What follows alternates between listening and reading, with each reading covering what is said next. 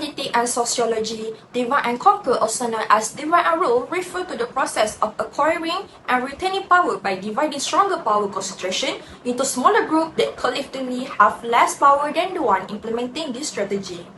Malaysia divide and rule, a push dates back to the colonial time, specifically the British administration in the late 19th century and early 20th century. The British administration employed the divide and rule program to quash any effort at a political rebellion against British authority in Malaysia. This resulted in significant demographic shift from a predominantly indigenous community to a multi-ethnic society with both indigenous and immigrant populations. This policy has affected Malays, Chinese, and Indians alike. These races have been divided by this method of division based on their respective economic demands. However, this divide and rule has given more benefits and profit to the British rather than Malaya. This method may offer raw resources to European countries, particularly the industrial and manufacturing sectors that were growing at the time. The strategy of divide and rule has a variety of consequences and benefits in terms of strengthening relationships between races in our society today. In terms of the political aspect, the divide and rule policy in Malaya can be seen through the arrival of immigrants from Chinese and India. The main purpose of British brought them is to make them as a labor to work at the tin and the rubber industry. At the same time, British also separate them into three different locations, which is Malay at the village, Chinese at the town, and Indian at the estate. This situation end up create a social barrier among them because there is no interaction and communication between them. The concept of Malaya Union also was part of British plan to take over our country.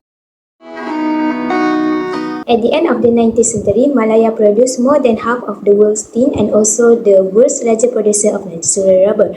However, the majority of people saw very little economic improvement, particularly between urban and rural regions. The effects are, firstly, the economic sector of Malaysia is not productive. Even if they live close to the city, Malays are surrounded by rural features since most of them are locked in their traditional ways and work in agriculture. Two types of agriculture have been established by this colonial agriculture policy, which is commercial crop established by European traders and food produced by the Malay populace. As it turned out, the Malay community get involved in an agriculture economy that is not as productive as commercial crops in order to generate financial returns. Second, economic imbalances. Malaysia Economic News has revealed economic discrepancies between races and regions. It is because the presence of Chinese in the city, a Malay community in the countryside, and ethnic Indians working on farms unbalance each race's economic status. So, Malay communities' economic activities were significantly impacted by colonial.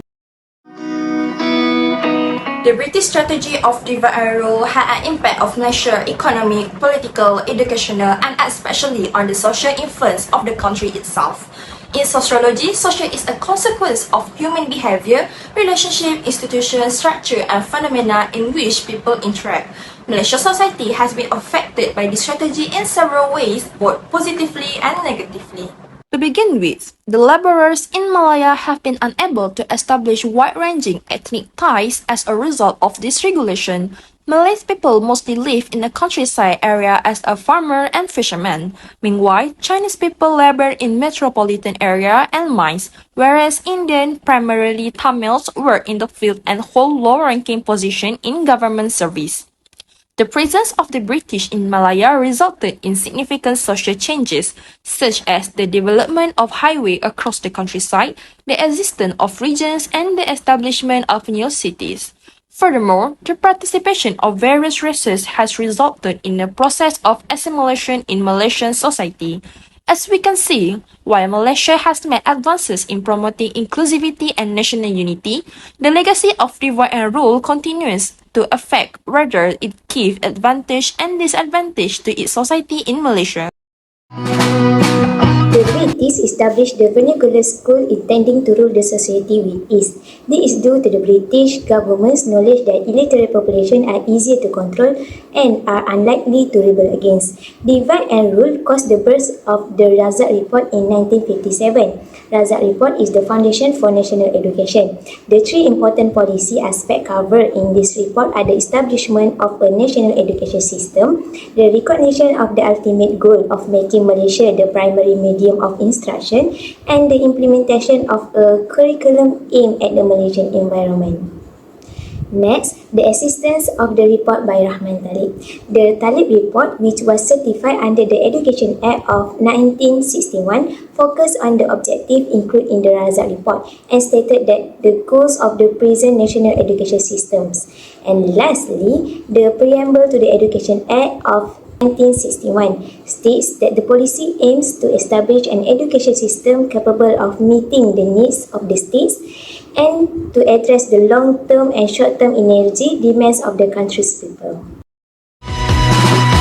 In conclusion, there are various impacts of British divide and rule policy in Malaya, whether it is a politic, education, social and economic aspect. For the politic, British introduced the idea of Malaya Union, where they try to take over our country administration. For the economy aspect, British boost our economic activities by bringing the immigrant of Chinese and Indian to work as a labor at the tin and rubber industry. For the social aspect, British separate the location of Malay, Chinese and Indian into three different locations, where Malay at the village, China at the town and India at the estate. For the education aspect, British established the vernacular school where they intend to economically rule the society. That's all from us. Thank you.